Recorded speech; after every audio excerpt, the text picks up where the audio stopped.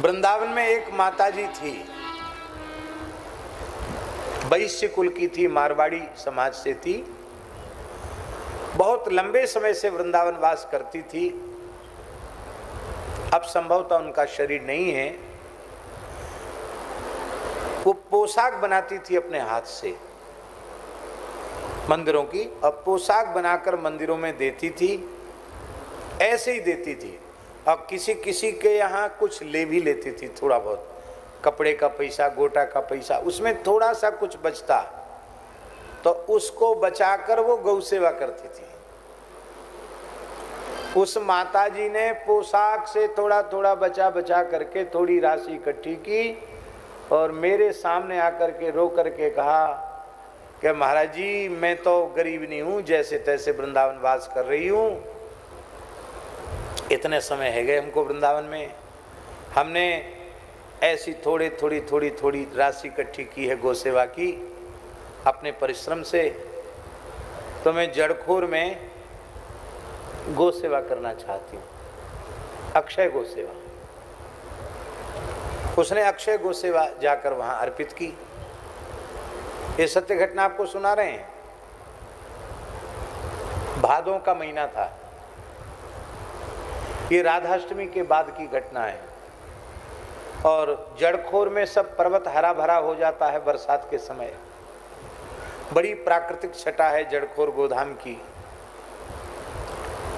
आप सब भी जरूर एक बार जड़खोर आइए, कम से कम बरसात में आइए।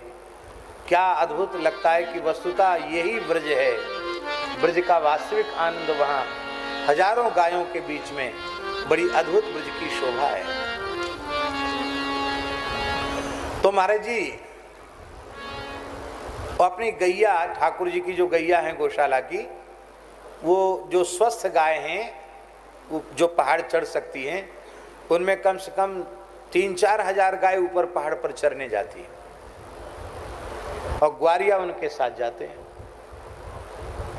तो मैया वहीं थी, मोहनदा जी, और गैया ऊपर से चर के उतर रही थी। वो शाम का समय था, वो मैया प्रेम से दर्शन कर रही थी, तो उसे साक्षात कृष्ण बलराम का दर्शन, गैया चरा के उतरते हुए साक्षात कृष्ण बलराम का दर्शन हुआ।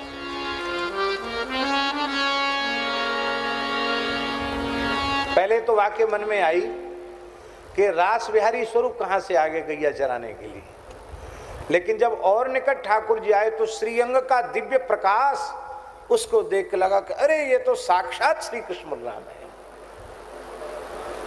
और नीचे जैसे उतर के आए तो ग्वारिया तो दिखे पर कृष्ण बलराम विलुप्त हो गए, फिर नहीं दिखाई पड़े।